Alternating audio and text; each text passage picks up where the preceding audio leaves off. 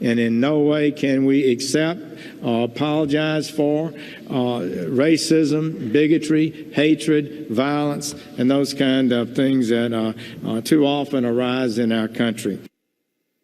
All right, that was the Attorney General, Jeff Sessions, earlier today during a speech in Miami on the issue of sanctuary cities, taking a moment to discuss the violent weekend in Charlottesville and emphasizing there is no place in this country for racism, bigotry, hatred, white supremacy, violence. We continue with Larry Elder, Geraldo Rivera. You know, Larry, one of the big issues, and we've looked at the tape, all of us, that the media said, I mean, the president was right. Listen, we all despise these people. They are ignorant, they are hate-filled, they're horrible human beings. We all understand that. Right. And even the ACLU said they have a right to say horrible things, but there were people that were fighting and punching on both sides. That's right. That's right. They were fighting on both sides, which is what Donald Trump meant when he said, I abhor the violence on both sides. He was talking about the people fighting in the streets. He was not saying that the people who are white supremacists are equal to the people who don't like white supremacists, for crying out loud. That was so incredibly unfair. And Sean, 20 years ago, Time and CNN did a poll asking black teenagers whether racism was a major problem. They said yes, but then they asked whether it was a major problem in their own lives. 90% of them said no. In fact, black teenagers said failure to take advantage of available opportunities was a bigger problem than racism. We ought to be talking about that. We ought to be talking about the breakdown of the black family. That is a far bigger problem than the dwindling significance of racism in America. And Geraldo, when you look at the way the media covered it, they were like saying, oh my gosh, Donald Trump just justified what happened here.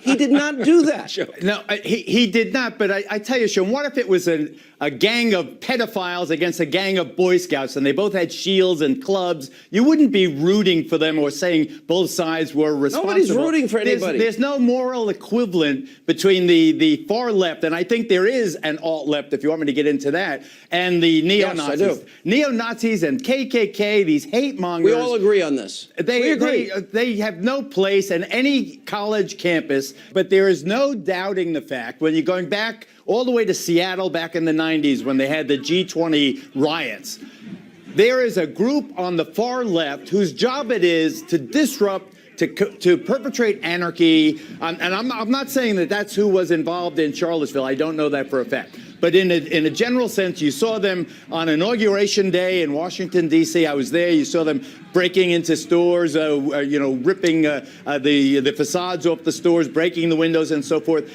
I think that is a problem that needs to be recognized. But that is separate and aside from the KKK, the hate mongers. Is Black Lives Matter that says we want dead cops? Is that part of the alt-left that you're calling? You know, I think that Black Lives Matter is much more ambiguous and much more difficult to define. There are good people within Black Lives Matter. What do we want, dead cops? Would you be a part of a group that said, what do you want, dead cops? What do you want them now? You wouldn't be a part of that. I think that's a fraction of it, and I don't want to get into defending Black Lives Matter, but I think that there is definitely, you can define far left fascists who are terrible people. I think we should be denouncing all bigots, whether they're David Duke or whether they're Al Sharpton or whether they're Maxine Waters or whether they're Ashley Judd. Can we all agree on that? I disagree. when you combine Al Sharpton with David Duke, you muddy the waters. The morality. No, I don't. Al Sharpton. No, I don't. Al Sharpton may be a lot of things, and he may be a hustler and all the rest of it, but he does not condone the enslavement of a race of people. Larry, you of all people should recognize that there is a difference. Al Sharpton referred to Jews. Al Sharpton referred to Jews as diamond merchants, referred to whites as interlopers, called the mayor of New York, David Deacon, an N-word whore.